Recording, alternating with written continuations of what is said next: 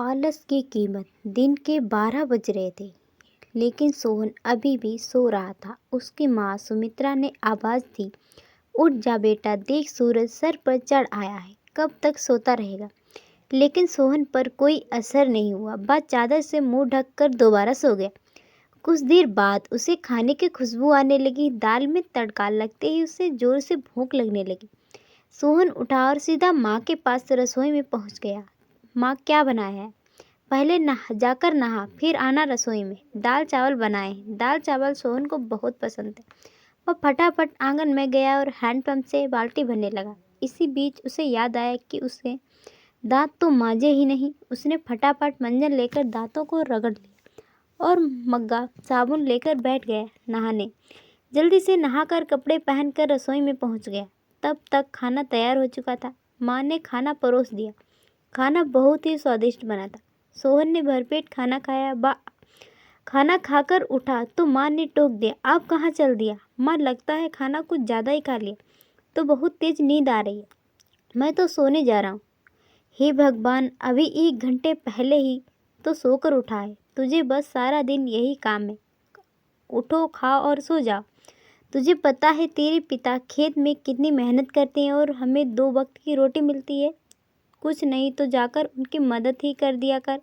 उनके लिए खाना ले जा, मैं अभी तैयार कर रही हूँ। सोहन पर जो का पहाड़ टूट पड़ा। माँ, तुम्हें पता है इतनी धूप में पहली बार मैं खाना देने गया था, आकर कितने बीमार पड़ गया था। तुम ही चली जाना, मैं तो सोने जा रहा हूँ। सुमित्रा को बहुत गुस्सा आया। इससे पहले वह कुछ कहती, सोहन तेजी से अपने कमरे में जाकर सो गया।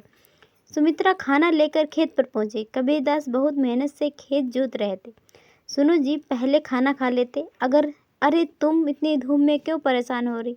सोहन के हाथ से खाना भिजवा देती। हमारे तो भाग्य फूटे, ऐसा आलसी बेटा मिला है, बस खाता है और सो जाता है। भगवान जाने इस लड़के को का क्या होगा। चिंता मत करो, एक दिन सब ठीक हो जाएगा। सोहन के माता पिता सोहन की आदत से बहुत परेशान थे। वह कोई भी काम नहीं करता था, बस सारा दिन रात सोता रहता था। एक दिन सोहन के पिता ने कहा, बेटा, मैं खाद और यूरिया लेने शहर जा रहा हूँ, 2 दिन लग जाएंगे। फसल तैयार होने वाली है। तुम सुबह खेत पर चले जाना और सारा दिन वहीं रहना। शाम को खाना खाकर रात को वहीं सोने चले जाना। कहीं कोई जानवर खेत में ना घुस जाए या कोई हमारी फसल को नुकसान ना पहुंचा दे। पिताजी, मुझसे ये सब नहीं हो पाएगा, आप माँ को बोल दीजिए। नालायक, खेत की देखभाल आदमियों का काम होता है। अगर मुझे पता लगा तू खेत पर नहीं गया या फसल को नुकसान हो गया तो तेरी खैर नहीं। सोहन डर गया। वह पिता के जाने के बाद माँ से बोला, माँ, सुबह जगा देना, नहीं तो पता नहीं पिताजी क्या करेंगे। सुमित्रा मोहन को सुबह 4 बजे जगा देती।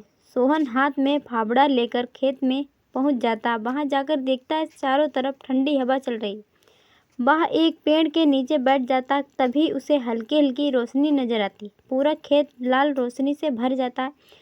सोहन ने यह सब पहली बार देखा था। वह आश्चर्य से देखता रहा। कुछ ही देर में सूरज उगने लगा। यह देखकर सोहन को आश्चर्य हुआ। कुछ ही देर में सभी गांव वाले खेत में काम करने आ गए। सब अपने अपने खेत पर काम कर रहे थे। सोहन पेड़ के नीचे बैठा था। तभी उसके पास एक खेत में माधो काका आए। माधो काका, सोहन के खेत में पानी लग रहा था। काका, मुझे तो कुछ पता नहीं, ये सब पिताजी ने कभी नहीं बताया। माधो काका, बेटा कभी पिता के साथ खेत पर आया है तो तुझे पता लगा होगा। माधो काका ने अपने बेटे को बुलाकर पानी सोहन के खेत की ओर कर दिया। पूरा खेत भर जाए तो हमें बता दे देना। सोहन बैठकर देखता रहा, लेकिन सुबह जल्दी उठने के कारण नींद आ गई। खेत में पानी बहुत ज़्यादा भर गया। तभी माधो काका दौड़ते हुए आए। नालायक, यहाँ सोने आया था, अपने पिता की सारी मेहनत बर्बाद कर दी, सारी फसल नष्ट कर हो गई। सोहन हड़बड़ाकर उठा। सबका खेत पानी से भरा था, लेकिन तब तक बहुत देर हो चुकी थी। लगभग आधी फसल खराब हो चुकी थी। काका, अब कुछ नहीं हो सकता क्या? माधो काका, नहीं बेटा, तैयार फसल का ध्यान बच्चे की तरह रखना पड़ता है। समय से पानी देना, खाद देना, जानवरों से बचाना, इसीलिए हम दिन रात खेत पर रहते हैं। अब तो भगवान ही मालिक है। सोहन पेड़ के नीचे बैठा रोता रहा। दोपहर को सुमित्रा खाना लेकर आई। उसे सब पता लगा तो उसने भी सोहन को बहुत डांटा। शाम को सोहन घर नहीं आया, ना ही उसने खाना खाया। उसकी भूख प्यास नींद सब उड़ चुकी थी। अगले दिन जब कबीरदास घर वापस आए तो उन्होंने सोहन के बारे में पूछा। सुमित्रा ने सारी बात बता दी। कबीरदास सब छोड़कर दौड़ते हुए खेत पर पहुंचे। उन्होंने देखा सोहन पेड़ के नीचे बैठा रो रहा था। आधी फसल खराब हो चुकी थी। पिताजी, मुझे माफ़ कर दीजिए, मेरे आलस ने इतना बड़ा नुकसान कर दिया।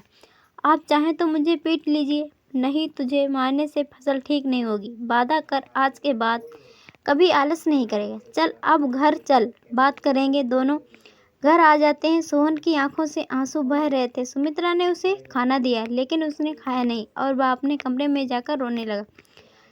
जी अब क्या हो गया? आधी फसल तो बर्बाद हो गई। सुमित्रा, कोई घाटे का सौदा नहीं। आधी फसल देकर अगर बेटा सुधर गया तो यह काफ़ी है। कबीरदास ने सोहन को बुलाया। बेटा, अब तो नुकसान होना था हो गया। अब हमें कल से आधे खेत की फसल उखाड़ कर दोबारा बोनी होगी। सोहन, पिताजी अब बाकी आधे खेत में खाद यूरिया लगा कर उसे काटने का इंतजाम कीजिए। मैं इस पर अकेले काम करना चाहता हूँ। अगले दिन सुबह 4 बजे सोहन अपने पिता के साथ खेत पर पहुँच गया और पिता के बताए अनुसार खेत पर काम करने लगा। ये 4 महीने कठिन परिश्रम करने के बाद नई फसल कुछ बढ़ती हुई दिखाई देने लगी। सोहन भी एक कर्मठ मेहनती इंसान बन चुका था। दोस्तों, वीडियो अच्छा लगा हो तो लाइक और शेयर कीजिएगा। चैनल पर नए हो तो चैनल को सब्सक्राइब कर लें।